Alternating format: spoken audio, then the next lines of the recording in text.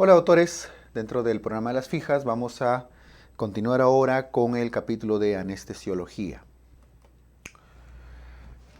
En el tema de vía aérea, una pregunta de examen, ¿cuál es el test, la evaluación que valora, no redundando, la úvula, no solo la úvula, sino también la pared posterior de la faringe, el test de Mallampati?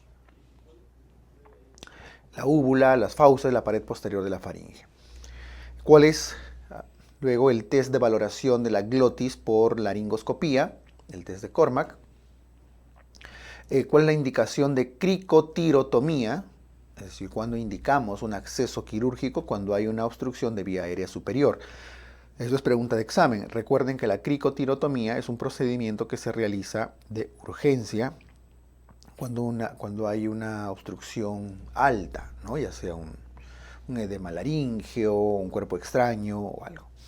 ¿A qué nivel realizamos esta cricotirotomía?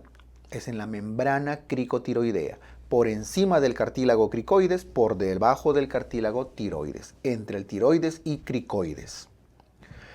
¿Cuál es la principal complicación que suele tener la cricotirotomía? La lesión de las cuerdas vocales al ser una punción relativamente alta. Ahora, otra pregunta de examen, ¿cuál es la indicación más frecuente de traqueostomía? Es la intubación prolongada. Ahora, también puede hacerse cuando hay obstrucción de la vía aérea superior, pero al ser un procedimiento que se requiere hacer bajo sedación, anestesia, se suele preferir en urgencias la cricotirotomía. La traqueostomía se hace cuando hay intubación prolongada. ¿A qué nivel se realiza esta traqueostomía? Entre el tercer y cuarto anillos traqueales, esto de forma más común. Entonces, la cricotirotomía por encima del cartílago cricoides y la traqueostomía entre el tercer y cuarto anillo. La complicación temprana más común de la traqueostomía es el sangrado, la hemorragia. Eso suele pasar de forma común. La hemorragia puede ser el propio sangrado del estoma, de la traqueostomía, o una característica que ya se ha preguntado en examen es la fístula que puede hacer con el tronco brachiocefálico. Recuerden que el tronco brachiocefálico es el origen de la carótida común y de la arteria subclavia en el lado derecho. Y esta puede ser fístula con la traqueostomía y eso puede ser un origen de hemorragia. Esta es la complicación temprana más común. Y la complicación tardía más común es la estenosis traqueal. Puede incluir también algún tipo de fístula, algún tipo de daño a nivel traqueal. Pero es la estenosis la forma de complicación más frecuente. Ahora, si no nos dicen complicación temprana o tardía, la complicación más común de las traqueostomías es la estenosis. Vamos con la evaluación preanestésica. El ayuno preanestésico en el recién nacido que está recibiendo lactancia materna dura aproximadamente 4 horas como máximo, ¿no? Si es un recién nacido que está recibiendo un ayuno preanestésico de un bebé que está recibiendo fórmula, puede ser hasta 6 horas, pero no debería pasar más tiempo de ayuno preanestésico. Ahora, ¿cuántas horas de ayuno preanestésico se considera para líquidos previos, sobre todo en adultos? Perdón. Líquidos claros, ¿no? Hasta 2 horas. Y en general el ayuno preanestésico para comidas, que por supuesto no deben ser tan copiosas, desde 6 horas como mínimo. Pregunta examen, ¿cuáles son los principales aspectos que se valora o que valorar en la preanestesia? La edad del paciente, el estado cardiovascular y el estado respiratorio. Son los más importantes, los más comunes, no son los únicos. Hay que valorar el estado renal, hay que valorar el estado hepático, la capacidad de coagulación, etc. Pero los más frecuentes son estos: la edad, el estado cardiovascular y el estado respiratorio. ASA, riesgo anestesiológico, uno de los temas más preguntados dentro del capítulo de anestesiología. ¿Qué valora el riesgo anestesiológico? El riesgo anestesiológico valora la probabilidad de muerte en una cirugía, considerando que toda cirugía tiene al menos un mínimo de probabilidad de que algo salga mal, ¿no? Por los riesgos naturales propios de la anestesia. Entonces, el primer grado, el ASA 1, como se define, en general es un paciente sano, es decir, no tiene patologías cardiovasculares o respiratorias que puedan poner en riesgo la vida del paciente, no tiene patologías sistémicas. Su patología es básicamente la causa por la cual se le va a operar.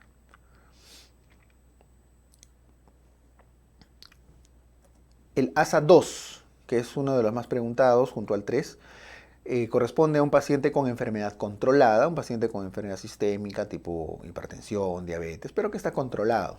Gestantes, acá en ASA 2 entre los gestantes, los neonatos, los recién nacidos, los extremos de la vida, ¿no? Los neonatos y los ancianos, los fumadores y en general los pacientes con un IMC mayor de 30, pero menor de 40. Si está entre 30 y 40 es un ASA 2, por más que no tenga alguna otra patología. El ASA 3, que es la otra que viene, la otra definición, el otro concepto que se pregunta con frecuencia, se refiere a enfermedades graves o severas o en todo caso que estas patologías no estén bien controladas. Nuevamente patologías sistémicas, ¿no? Podemos incluir al EPOC, la insuficiencia renal, etc. La angina, pero ¿qué tipo de angina? Estable. Nos adelantamos un poco y recordamos que la angina inestable ya también corresponde a un ASA 4. Y aquellos pacientes con un índice de masa corporal de 40, mayor de 40, porque si es menor de 40 corresponde a un ASA 2. El ASA 4, que ya es una forma más severa, ¿cómo se define? Se define, ojo, como aquella condición aquella cirugía que se vaya a realizar con alto riesgo para la vida del paciente.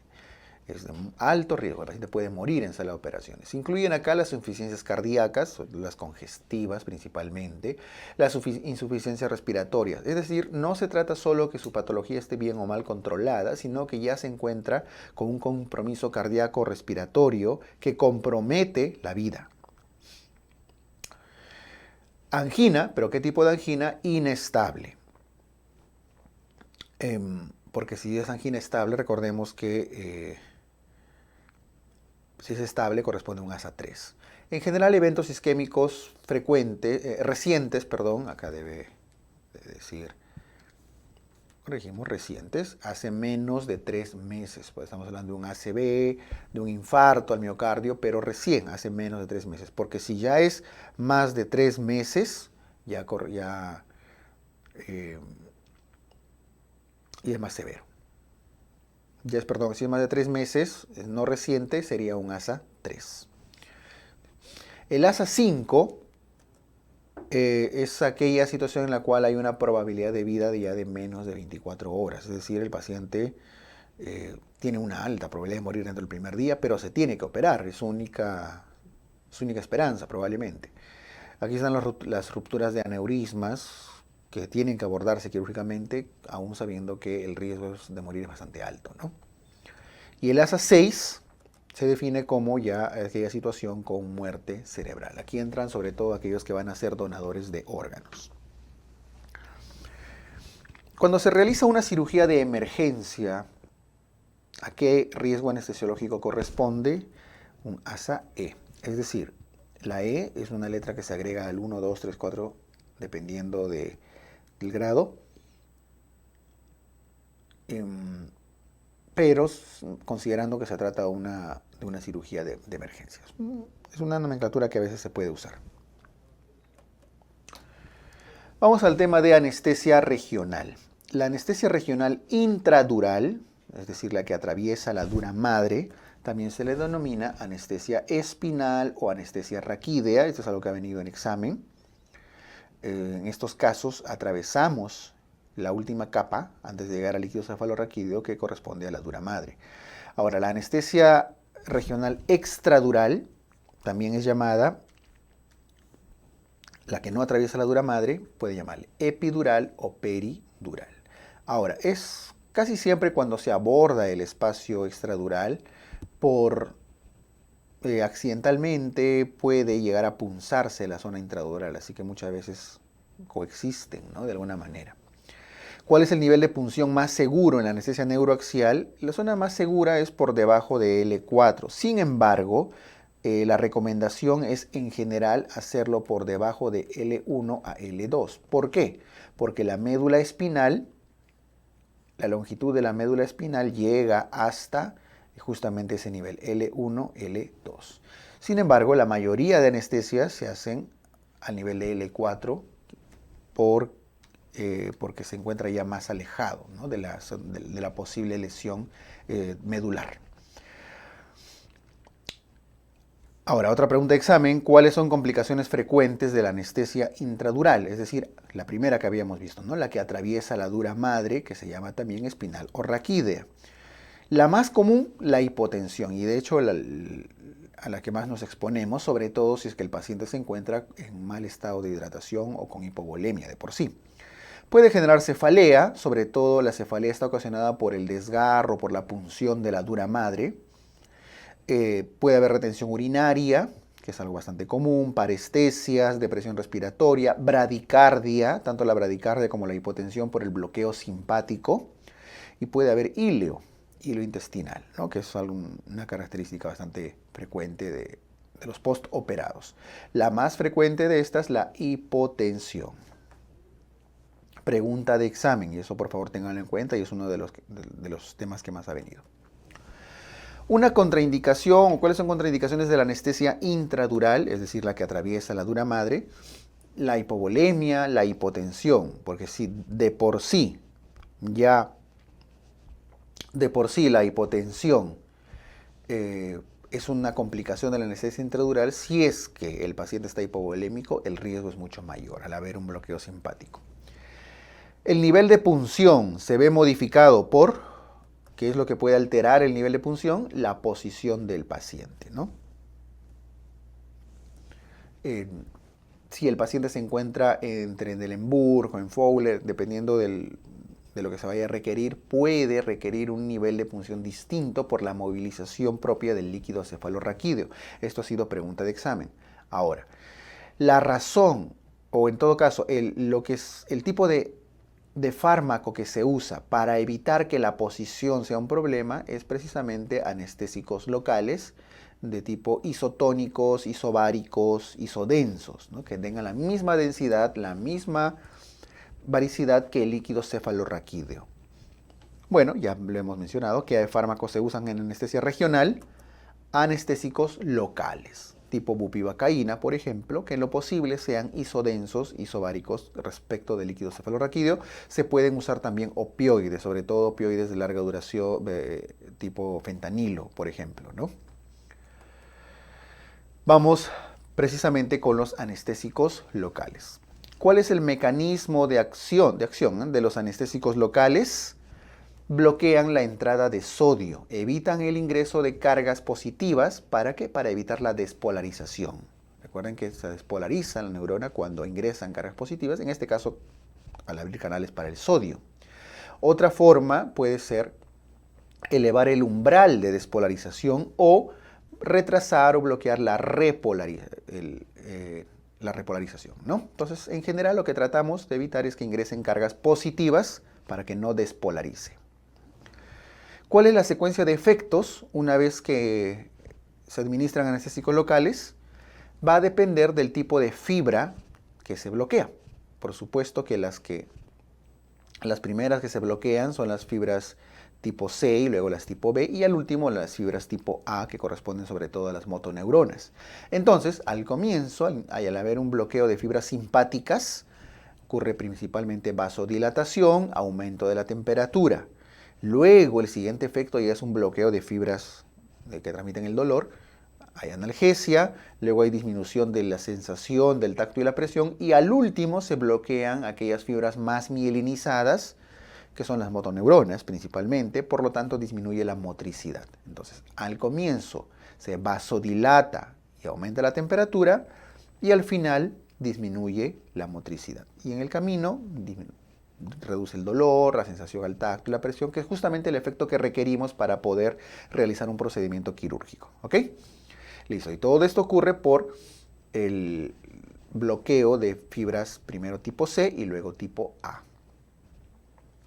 Ahora, dentro de esos anestésicos locales, ¿cuáles son los inestables en solución?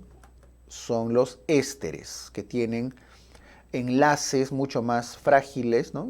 Tipo éster, su propio nombre lo dice, inestables. Y por eso, pregunta de examen, estos ésteres se metabolizan ¿dónde? En el plasma.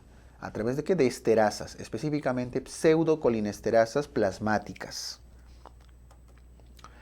Ahora, si los anestésicos inestables son los ésteres, ¿cuáles son los anestésicos estables? Que tienen un enlace mucho más estable, las amidas. El enlace tipo amida es un enlace bastante más fuerte, hace que la molécula no se disuelva, no se metabolice con tanta facilidad. Es por eso que las amidas requieren un metabolismo hepático. Pregunta de examen. Las amidas se metabolizan en el hígado y los ésteres, ¿dónde eran? En el plasma. Ahora, ¿cuáles son? Pregunta de examen, estos anestésicos tipo amida. La lidocaína y la bupivacaína, que son las más conocidas, la mepivacaína, la ropivacaína, la levobupivacaína, que podríamos agregarlo acá, la prilocaína. Son anestésicos tipo amida. Recuerden que la prilocaína es un anestésico muy similar a la lidocaína, que se usa sobre todo en pacientes que tienen reacciones adversas a la lidocaína. ¿Okay? Cuando queremos evitar o reducir el riesgo de neurotoxicidad por lidocaína, usamos prilocaína o a veces en combinación de ambos. Estas son las amidas más conocidas, las más posiblemente preguntadas. Ahora, ¿cuáles son los anestésicos tipo éster? Los que tienen enlaces tipo éster. Principalmente aquellos, la cocaína y sus derivados, ¿no? La procaína, la clorprocaína, benzocaína, entre otros. No confundan prilocaína con procaína, son dos familias de anestésicos locales distintas. Todos estos enunciados son comúnmente preguntados dentro del capítulo de anestesio, por eso está resaltado todo de rojo, ¿eh? ¿Cuál es la secuencia de intoxicación por anestésicos locales? No está hablando de, ojo, no se refiere al mecanismo, a la secuencia del mecanismo de acción. Aquí habla de la intoxicación. Primero hay alteración de los sentidos. Los prodromos incluyen la pérdida del gusto, pérdida del olfato, pérdida de la sensibilidad al tacto, pérdida de la visión, acúfenos. En general, alteraciones de los sentidos. Cuando ocurren alteraciones de sentido después de la administración de un anestésico local, ya hay que preocuparse porque luego viene la segunda fase. Puede haber fasciculaciones, agitación, una fase de hiperexcitación del paciente. Y esto ya es lo previo a la última fase, que es la parálisis. Que es lo último, ¿no? Ahora, ¿cuál es la duración analgésica de la lidocaína? Pregunta de examen. 60 a 90 minutos. Y aquí quiero agregar al otro anestésico que podría usarse, que podrían preguntarle, la prilocaína, que se usa sobre todo para reducir la neurotoxicidad, ¿no? Dura aproximadamente 30 minutos. Ahora, una complicación de la lidocaína es la neurotoxicidad. La prilocaína tiene menos neurotoxicidad, pero ¿cuál es la complicación de la prilocaína? La metahemoglobinemia. Es por eso que la prilocaína se usa poco o no se recomienda en gestantes o neonatos, ¿okay? Por el mayor riesgo de metahemoglobinemia que puede generar. Otra pregunta de examen, la duración analgésica de la bupivacaína es mayor, por eso se prefiere para procedimientos de mayor duración, dura aproximadamente 120 a 180 minutos, eso significa 2 a 3 horas. Pregunta de examen. Ahora, ¿cuál es complicación más común de la bupivacaína? Ya habíamos mencionado que la lido es neurotóxica, la prilo hace metahemoglobinemia y la bupivacaína es principalmente cardiotóxica. Puede generar arritmias y es por eso que debe usarse con cuidado, con mucho cuidado en pacientes que ya tienen de por sí algún tipo de arritmia o disritmia previa. Vamos a conceptos de anestesia general. ¿Cuáles son los objetivos de la anestesia general? ¿Qué buscamos? Son principalmente que el paciente haga hipnosis, eso significa pérdida de la conciencia, sedación, ¿no? Que no le duela, pues, analgesia, para eso lo anestesiamos, ¿no? Que haya relajación, acá, una relajación muscular, un bloqueo de la placa motora. Y hay amnesia, el paciente no debe recordar, una amnesia de tipo anterógrado. Bueno, hipnosis, analgesia, relajación muscular, analgesia. ¿Cuáles son hipnóticos de tipo inhalatorio? De los que se inhalan, sevoflurano, isoflurano, norflurano, desfluorano, todos en general derivados del flúor, el grupo halogenado. Ahora, el que más se usa de estos es el sevoflurano. ¿Por qué el sevoflurano es el más usado? Pregunta de examen. Porque tiene menos daño hepático, menos complicaciones hepáticas. Además es mejor tolerado, sobre todo por los niños, por vía inhalatoria. ¿Okay? El sevoflurano es el más usado. No es necesariamente el más potente, sino el que tiene menos hepatotoxicidad. El isoflurano tiende a ser más potente, pero tiende a generar mayor hepatotoxicidad y menos tolerancia. Ahora, los endovenosos son otro grupo. Dentro de ellos está la ketamina, el propofol y las benzodiazepinas, sobre todo el midazolam, que es el más usado. Empecemos. Pregunta de examen. ¿Cuáles son efectos de la ketamina? La ketamina es un inotrópico positivo. Aumenta la fuerza de contractilidad cardíaca. Eso significa puede elevar la presión arterial. Por cierto, también eleva la frecuencia cardíaca. Eleva la presión intracraneal porque hay un mayor flujo sanguíneo cerebral. Aumenta el metabolismo a nivel cerebral, aumenta el flujo sanguíneo y eso genera mayor presión intracraneal. Aumenta la presión intraocular, por lo tanto, fármaco de cuidado, pregunta de examen, en pacientes con hipertensión arterial, con hipertensión endocraniana, con glaucoma.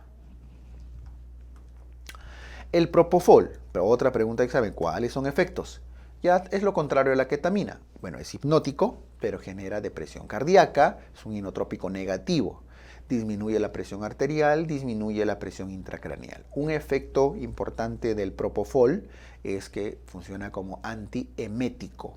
Tiene propiedades antieméticas. Por cierto, la ketamina tenía propiedades analgésicas también. Son efectos del midazolam. El midazolam es una benzodiazepina que se usa sobre todo dentro de las crisis convulsivas, ¿no? Dentro del manejo de urgencia. Es un depresor respiratorio, depresor cardíaco también y genera relajación neuromuscular. Por eso se usa en las crisis convulsivas. Además de las características hipnóticas amnésicas que ya se le conoce. Todas estas son preguntas de examen, por favor. La forma en la que les pueden preguntar no solo es respecto a sus características, sino en qué pacientes debe evitarse. Y obviamente si la ketamina, por ejemplo, eleva la presión arterial, debe usarse con cuidado o no usarse en hipertensos, ¿no? Si el paciente está en shock hipovolémico, hay que evitar el uso del propofol o quizá del midazolam o reducir sus dosis precisamente.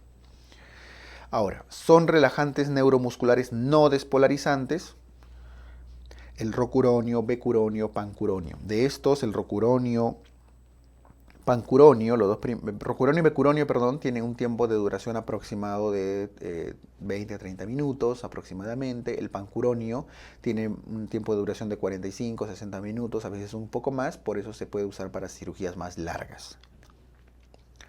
Ahora, relajantes neuromusculares que sí despolarizantes, entre ellos ya de los pocos que quedan, la succinilcolina, que tiene un tiempo de acción de aproximadamente 5 minutos. Es bastante potente, pero dura poco tiempo. Generalmente se usa para la inducción anestésica, para el momento de la intubación, con frecuencia. Pregunta de examen. Ahora, ¿cuáles son fármacos desencadenantes frecuentes de hipertermia maligna? Precisamente los relajantes neuromusculares despolarizantes, sobre todo la succinilcolina, principalmente.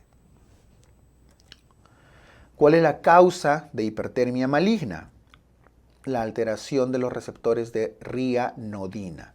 A nivel del retículo sarcoplasmático se abren los canales de rianodina, los canales de calcio, se libera, los receptores de rianodina están alterados, se libera calcio en grandes cantidades y ese calcio termina uniéndose a las fibras de actina miosina, conllevando a un proceso de contracción, de microcontracciones musculares, ¿no? Que genera, ¿qué cosa? Calor. por el consumo de ATP a ADP. Entonces, se eleva la temperatura. ¿Cuál es la causa? La alteración de receptores de ranitidina en el retículo sarcoplasmático y liberación de calcio. El tratamiento en el caso de hipertermia maligna, el antídoto es el dantroleno. Ahora, los analgésicos recomendados para el acto operatorio, sobre todo para las cirugías mayores, son los derivados de la morfina, entre ellos el fentanilo, el remifentanilo. ¿Cuál es el tiempo de acción del fentanilo, que es un opioide? Aproximadamente 30 minutos a 1 hora. En cambio, ¿y qué complicaciones tiene? Perdón. El fentanilo es un depresor, como lo es el midazolam. Por eso sus combinaciones son complejas, son peligrosas. Genera depresión respiratoria, depresión cardíaca, depresión del sistema nervioso en general. El remifentanilo es un fármaco también derivado de la morfina que tiene un menor tiempo de duración, por lo tanto tiene menos efectos adversos respecto del fentanilo. Tiene un tiempo de duración de 3 a 5 minutos. Y se usa principalmente en neonatos, ¿no? O en pacientes con alto riesgo respiratorio, en los cuales requerimos que la depresión respiratoria sea menor o dure poco tiempo. En eso usamos remifentanilo con bomba de perfusión. En gestantes se prefieren anestesias de tipo regional, sobre todo, estamos hablando de gestantes y sobre todo cuando se va a hacer la cesárea, ¿no?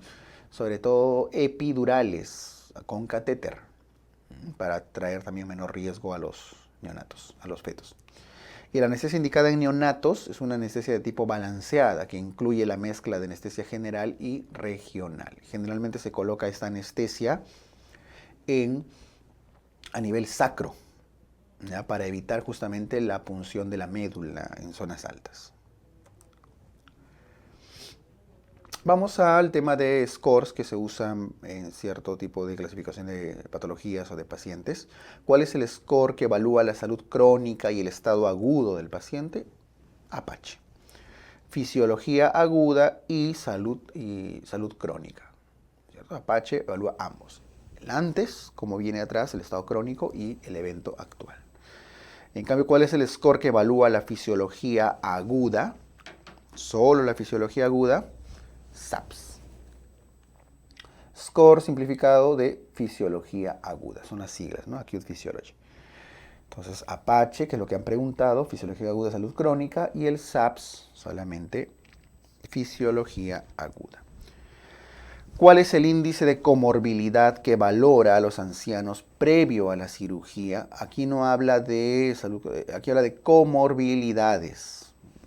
Problemas neoplásicos, respiratorios, diabetes, etcétera, de las personas mayores. La edad, el grado de edad también, ¿no? Cuanto mayores se hace la estratificación, el índice de comorbilidad de Charlson. Eso es importante porque índices de comorbilidad de Charlson muy altos pueden llevarnos a considerar tratamientos de control de daños, entre comillas. Por ejemplo, una colecistitis en un paciente anciano con un índice de comorbilidad de Charlson bastante alto, que usualmente está correlacionado con un ASA también grande, usualmente requiere no una colecistectomía, sino quizá una colecistostomía o un drenaje. Lo mismo aplica, por ejemplo, para pacientes con fractura de cadera, ¿no? Entre otras cirugías. Ahora, algo que ha venido en examen también, ¿cuál es el índice que valora la capacidad funcional? Una cosa es las comorbilidades, las enfermedades concurrentes que pueda tener el paciente, y otra cosa es la capacidad funcional, es decir, cómo el anciano puede valerse por sí mismo en sus actividades diarias, en el día a día, si es dependiente o no dependiente de sus actividades diarias, etc. Eso es valorado por el índice de Katz o el índice de Karnofsky, que son ya scores muy geriátricos, ¿no? Que también nos sirven para decidir algún tipo de procedimiento quirúrgico o no. Generalmente, índices de Katz o Karnofsky no favorables nos pueden llevar a tratamientos conservadores en el caso de lesiones, fracturas u otros. Bien, doctores, entonces con esto terminamos las fijas de anestesiología. Muchas gracias.